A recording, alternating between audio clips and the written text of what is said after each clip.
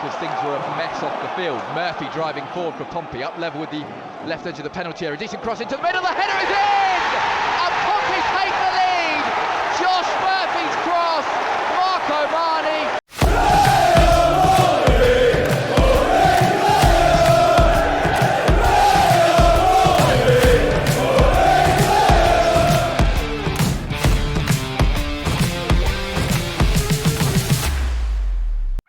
Here we go. It's Pompey Pod with Mike and Dan. This is the post-Oxford game.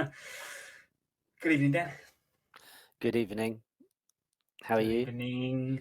All right. Yes, not so bad. Not bad. You? Yeah, you look very pale. yeah. Haven't seen the sun for a while. Didn't have much for summer, did we? Didn't manage to get away. No, well, I've been drinking a bottle of whiskey every day since I last saw you, apparently. According to this.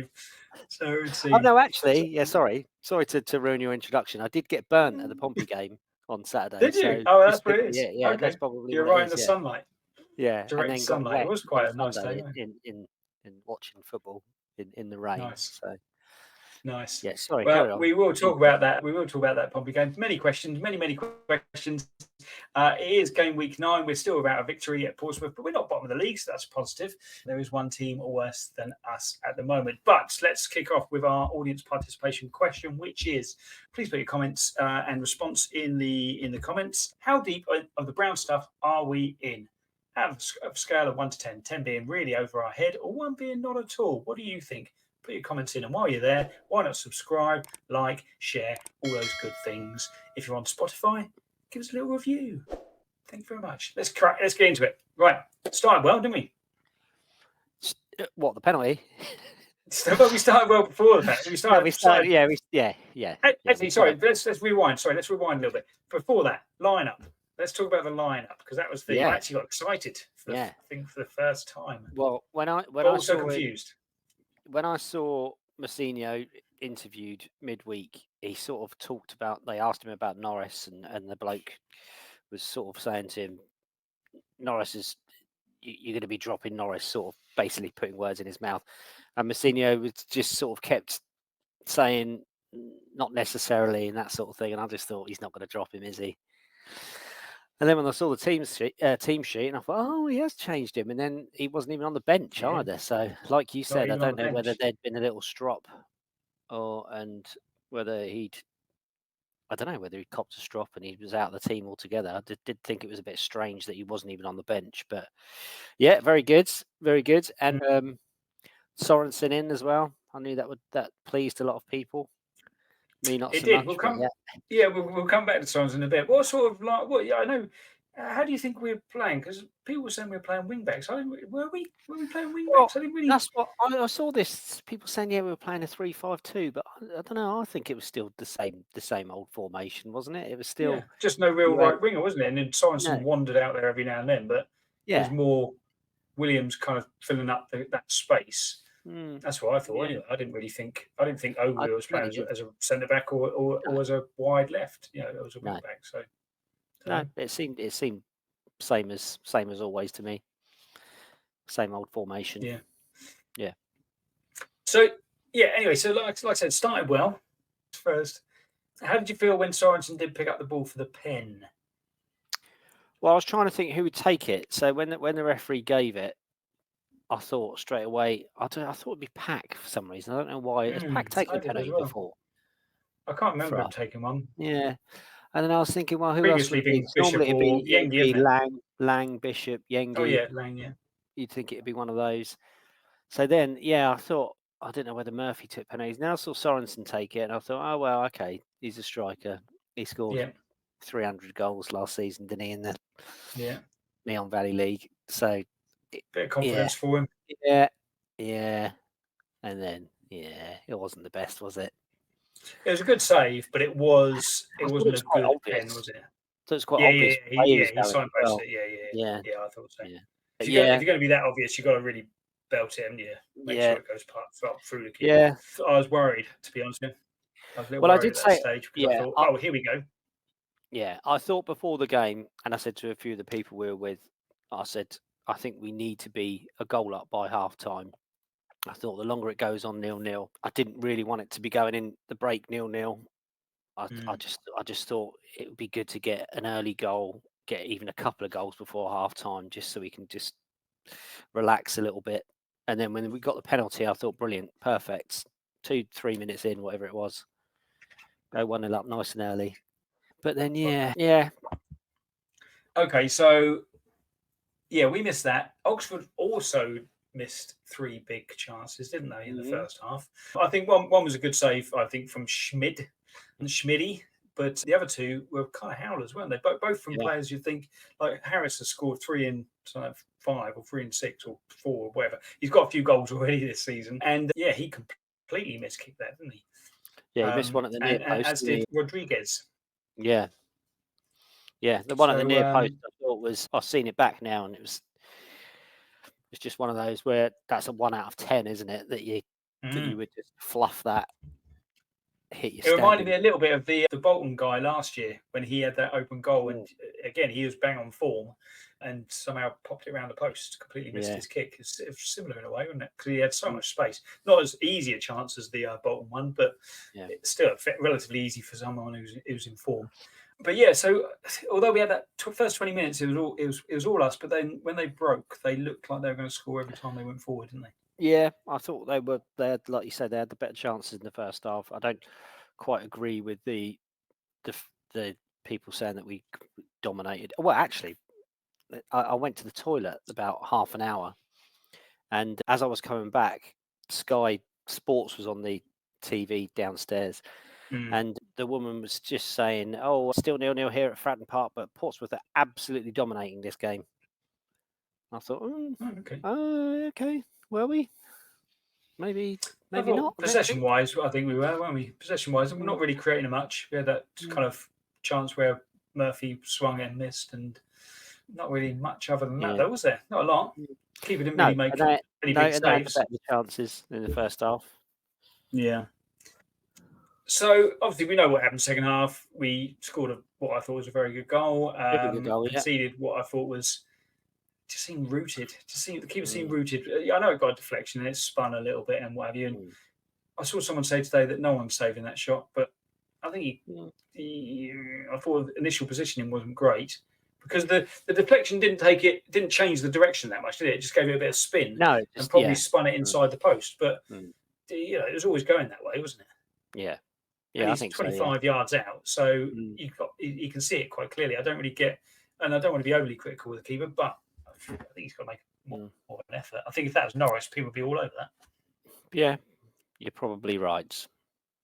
But he was class, apparently, according to a few people, and it was, I can't even remember what phrase somebody used, but it was sort of that he'd had the best debut he'd seen at Fratton Park by a goalkeeper. Oh, wow. Yeah, that's sort of high praise indeed for somebody who just kicked the ball a few times. So considering he didn't have much to do, did make a good save in the first half, but didn't do anything wrong. I thought he looked a bit nervy with his kicking, to be honest. I thought he looked like he was desperately just trying to kick it. He didn't want to control the ball, sort of like he'd been told the opposite to Norris. So almost like they'd said to him, look, when Norris gets the ball, he puts his foot on it and then he kicks it. Whatever way, which way we don't know what way he's going to kick it, and he doesn't. Yeah, but so when you get it, can you just kick it up the field, please, quickly, and as soon as possible. But he did all right, didn't he? I thought. Did all right. Yeah, he did. He did okay. Didn't have much to do really. He was fairly solid. No, not a lot. In fact, that save he had was probably one of his first touches. Wasn't it? Leading up to that save, did you see that Masino, who's now pulling not very many punches, which is understandable, no wins in 9 games, but he described the defending when that El Missouri went past 4 of our players. Idiotic is the word he used for that defending. He said, that's typical of our game at the moment. Idiotic defending leading to and it wasn't through skill that he got through it, was it? It was a little bit of a lucky bounce, but I think Mousinho's point was why 4 people going to one player. It's kind of like one player goes, everyone else should be holding their positions. Do you wonder whether there is more going on behind the scenes and that maybe there's more arguments and things going on? Because we've had the incident with Shaughnessy where he's been injured, as far as we know. Norris just being taken completely out of the team. Just one, and like you say with Mousinho, a lot of the interviews he's been a lot more critical. I know he didn't have to be overly critical last season, but even when we lost, he wouldn't sort of single out players. He wouldn't single out specific points in the game. So yeah, I just wonder whether it's difficult, isn't it? It's difficult because I think I think how do you play it? Do you play it the Arsene Wenger way, where it's kind of like, I didn't see anything negative against my team whatsoever, even when he chainsawed somebody in half, or do you call it out and be completely honest and say, actually, that's just unacceptable? You shouldn't be backheeling it in your final third when you're holding on to a point, or etc., or kicking straight to their striker when you're the goalkeeper. I don't know. I quite like the honesty, but it's whether it's consistent or not, and how it's dealt with behind the scenes, I guess. Ultimately, I think it's difficult, isn't it? Because a lot of the young lads nowadays are pretty sensitive fellas, aren't they? And you can't say too much to them. They've gone are the days where you go in and have things chucked around the changing rooms, exactly. kind of Barry Fry style. It's all woke, So I don't know. these days, it's all woke. Snowflakes. Snowflakes. And some people out there won't see the irony in what we're saying. Anyway, go on, jump on board. Put your comments in about this woke society. Right, your opinions on the following, please, Dan. Josh Murphy. I was surprised that he got man of the match. I thought he was all right. He was one of our better players. I thought it did seem that he was just trying a bit too hard, probably because of the Oxford links. But he wasn't getting booed. I did hear, like, when his first shot, I think he had a shot that went over the bar, or had a shot that was charged down or something. I can't remember what it was. And he got a woo from the Oxford. It was his miss kick, wasn't it? It was when he miskicked it. Yeah, so I think, I don't know, just a couple of times he could have released the ball a bit quicker. He could have got a cross in, but he sort of seemed to be really trying to just do that a little bit too much. But yeah, he was all right. Yeah. Their fullback, I think, just before we scored, their fullback kind of suggested there's a little coming together right in front of the Fratton end. Their fullback kind of suggested to Murphy that he had him in his pocket. And I thought it was quite nice that just a few moments afterwards, Murphy put in that lovely little ball for Omani to finish. Speaking of Omani, Sorensen, what did you think of him? Yeah, I don't know. I don't know. Yeah, so at Leeds he got the goal. Then he was taken off at half time, wasn't he? Or shortly after half time. So No. I think he played the whole game? 70 minutes or so, I think. Not the whole game, but I think he played about 60, 65, 70 minutes at Leeds. So yeah, he got his goal at Leeds, and I thought, well, yeah, he hasn't done much else, but he's got a goal, so that's all we can ask for. Then at Middlesbrough, played on the left side of midfield, which I thought was a strange place and didn't really do much. So I think that's when he got taken off, wasn't it? Half time or just after half time? Oh yeah, then Blair came on, didn't they? Yeah. And then, I don't know. I just don't know whether just don't think he looks very good at the minute. That's my tactful way of saying it. I'd agree. There's a couple of little things, and it's just kind of his. You can't fault his effort, but I think the quality is lacking there a little bit. Everyone misses penalties, don't they? It happens, but I think there was quite a key thing shortly after that where the fullback kind of fell and he went to control it, hit his knee, went off for a goal kick, and it's like little things like that. Little things. Yeah. So he was very eager. He was getting involved, but I'm not quite sure yet. I'm not convinced. Maybe more to come from him. Next player, Potts. Yeah, he's looking good in there. I think he's looking solid. I think it helps with a player like Potts. It makes him look even better if you've got a player like Robertson last season, who's your attacking midfielder. But because we've got Potts and Pack at the minute in there, they're so similar in the fact that they're not the most mobile players. So, but yeah, I think he's doing well in there, especially considering his age. Yeah, doing all right. I think could be a T-foul distribution centre, that couldn't it? Potts and Pack. Hey! Very good. That just came to me. It's just off the top. These just come to me. Cut that out. I don't write these down. It just comes to me. I think Potts' quality. I think he has already shown he's very comfortable on the ball, isn't he? He's not afraid to mix it up as well, get stuck in and really leave the boot in on someone. Mhm. I said to my son at the weekend, he reminds me of a young Michael Carrick in many ways, due to the West Ham link, obviously. But I thought, very comfortable on the ball. There's times when he's going forward as well, and again, used the ball very, very well. I thought, maybe a little bit reluctant to be the box-to-box player, but I like him a lot. Yeah. We've already spoken about Schmidt. So, final one, Pack. A lot of talk about Pack. What's your thoughts? Some people, it's very divided at the moment on Pack, I think. Some people are saying, legs are gone, get him out of the team. Others are saying he's a leader. He must be one of the first names on the team sheet. What do you think? I don't think his legs have necessarily gone. I don't think he had a lot of legs when he joined us anyway, did he? But I just think it's much more difficult for him in the Championship. I think in League One, he had a lot more time on the ball. I just think, the Championship, I think he's struggling a bit thus far. Not quality wise, but I think just to impact on the game like he did last season with those sort of crossfield balls and the assist. Pace of the game is so much more, isn't it? It's, you don't have the time you had last season for sure. Yeah. And I even thought last season there was times when he seemed to want to have more time than he had. Ended up, managed to have the quality to get out of situations, but you don't have that luxury, do you, in this league?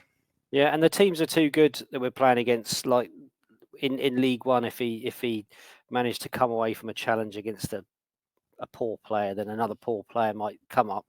But in these teams that we're playing up against now, there's just quality all over, isn't there? So, and especially in that midfield area, you get a lot of really good centre midfielders. So it's quite tough for him, I think. It is tough. Do you feel a draw was a fair result overall? If you look at the stats, we had more chances, more shots on goal, more touches in their box, and more possession. I think we probably just edged it. I don't think you can complain at a draw. I don't think they would complain if we beat them. But I was disappointed with the draw, to be honest. I thought it was there they were there for the taking. They weren't great, Oxford, at all. They had players missing. They had quite a few. I think they had about 5 or 6 players out, didn't they? Apparently.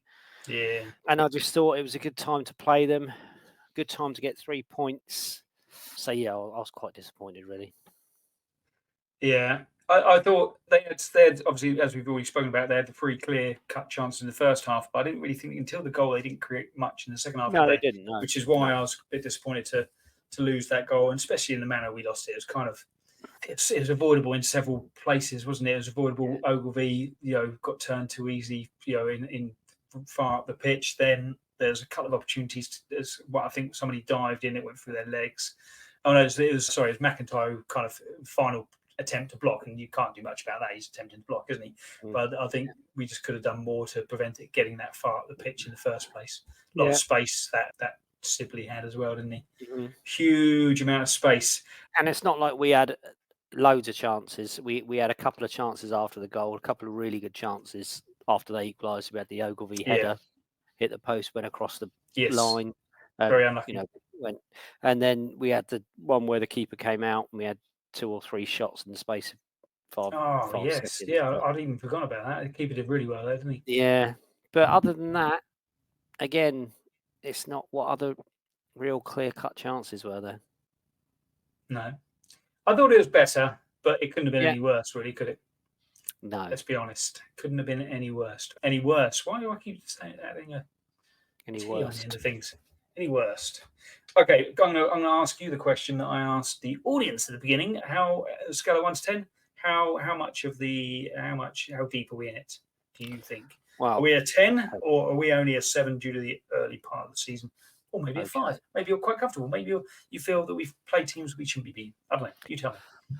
Okay, I try to remain positive on here, and I will phrase this the best I can. But I think, with the players we've got and the way we've played in the last 2 games, I'm concerned about us staying in the division.